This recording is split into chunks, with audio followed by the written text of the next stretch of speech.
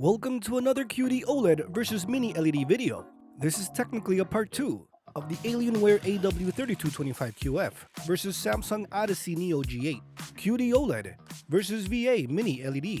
While the part 1 video had the awesome Hell 2 Divers gameplay, today we're going to be focusing in SDR and HDR, especially with scenes like this. That pixel-perfect QD-OLED technology for the pure blacks and highest pixel detail versus the unfortunate limits of Mini LED technology. Even though the Mini LED on the right has 1,196 local dimming zones, it's not pixel perfect like the QD-OLED or any other WOLED on the market today.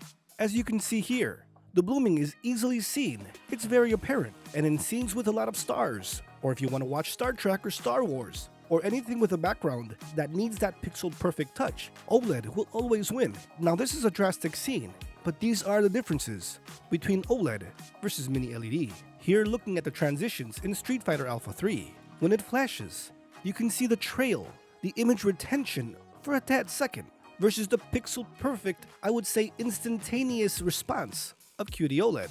That gray to gray is still seen with Mini LED. Now you don't see this on a game-to-game basis, but I'm specifically selecting these scenes to showcase, so you can see that difference. Maybe you're really picky. I mean, I know I am. And these transitions really don't bother me, not even in Street Fighter.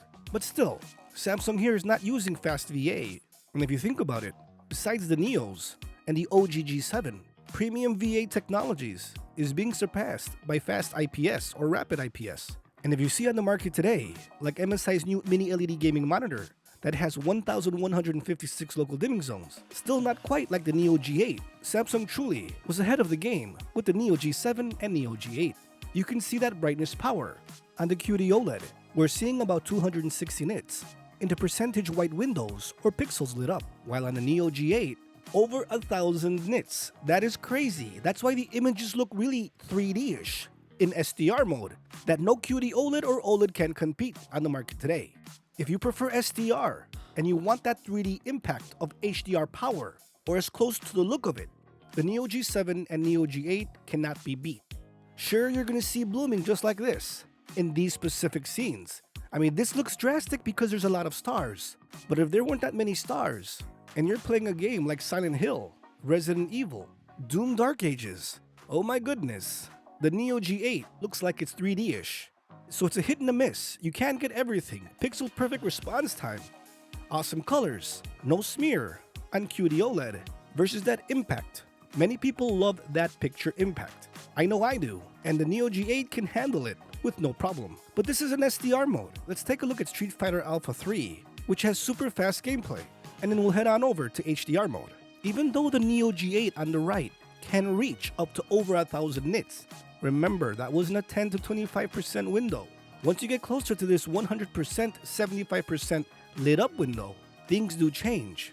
The Neo G8 on the right can achieve of around 350 in a full to 75% window, while the Alienware on the left in SDR mode is basically around 260 nits. But as you can see, there is a difference still. It's pixel perfect on the left. That QD-OLED color brightness still shines through, even though at 260 nits. It looks about even. Even sometimes the QD-OLED looks a little bit brighter. I see this time and time again. QD-OLED versus Mini LED or QD-OLED versus WOLED. QD-OLED usually always wins in SDR mode. Now there are other monitors that can achieve higher than what the Neo G8 is producing in a full white field or 75%. 500, 600, 700 nits.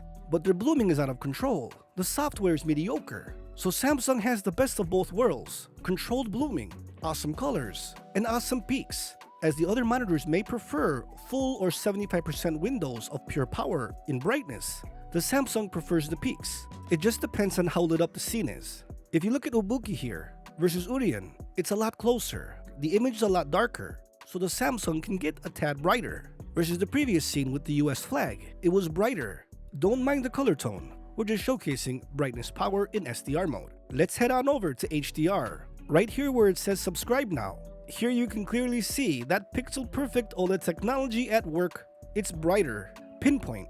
It looks dim on the Neo G8. But when you go into these HDR colors, the QD-OLED can reach up to 1,000 nits, and that's up to in a 2% window, dropping down to around 400 as the windows get bigger, and it's easily apparent here. The Neo G8 usually will win in every HDR mode, while the QD-OLED can compete in SDR still. But looking at these HDR scenes, even though the Neo G8 on the right may look blown out a bit in this video, that's to show you the power of brightness.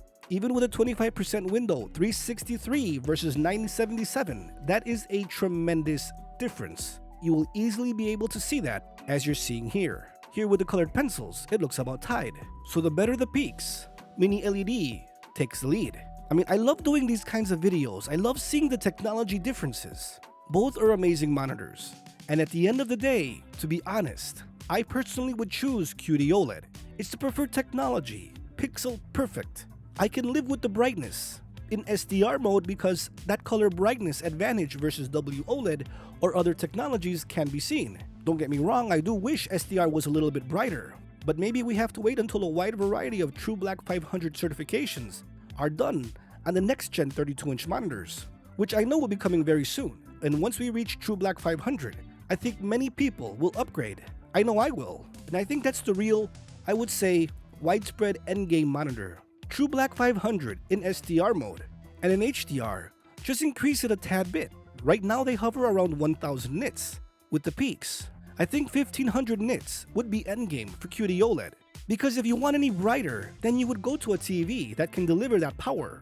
And at the end of the day, it all depends on what game you play, your software, your gaming display options. Some games have very bad HDR baked in. Some look dull, boring, and you have to go to the options like in Doom Eternal and change some things to liven it up a bit.